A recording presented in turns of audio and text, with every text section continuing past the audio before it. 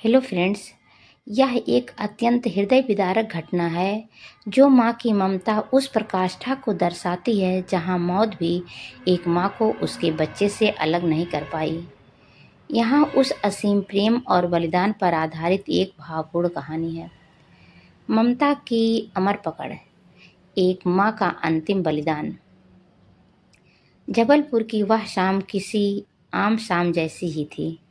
शहर अपनी रफ्तार में दौड़ रहा था, लेकिन अचानक चीख पुकार और धुएं के गुबार ने सब कुछ थाम दिया।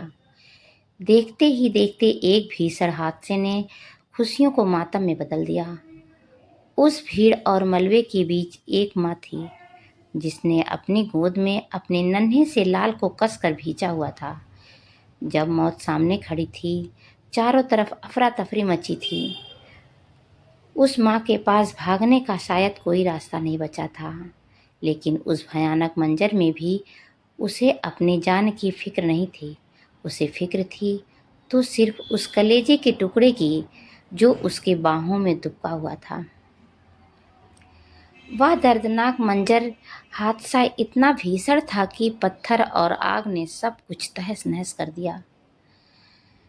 जब बचाव दल वहां पहुंचा तो उन्होंने एक ऐसा दृश्य देखा जिसे देखकर पत्थर दिल भी रो पड़े।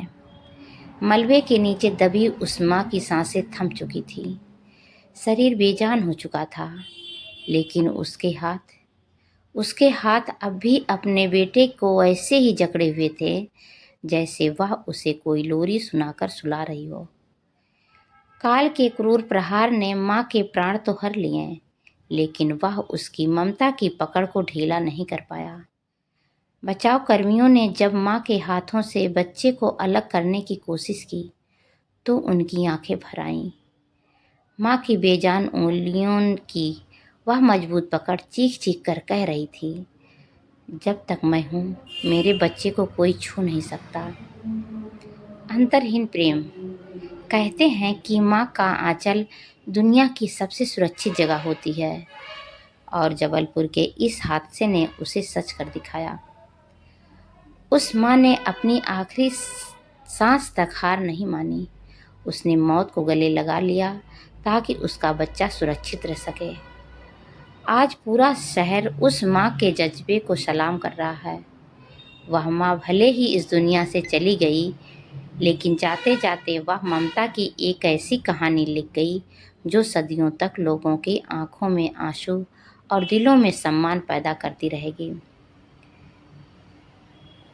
कहानी से यह सीख मिलती है कि दुनिया में हर रिश्ता किसी न किसी स्वार्थ से बंधा हो सकता है, लेकिन एक माँ का प्रेम ही है जो मृत्यु के बाद भी अपने बच्चे को की सुरक्षा के लिए खड़ा रहता है।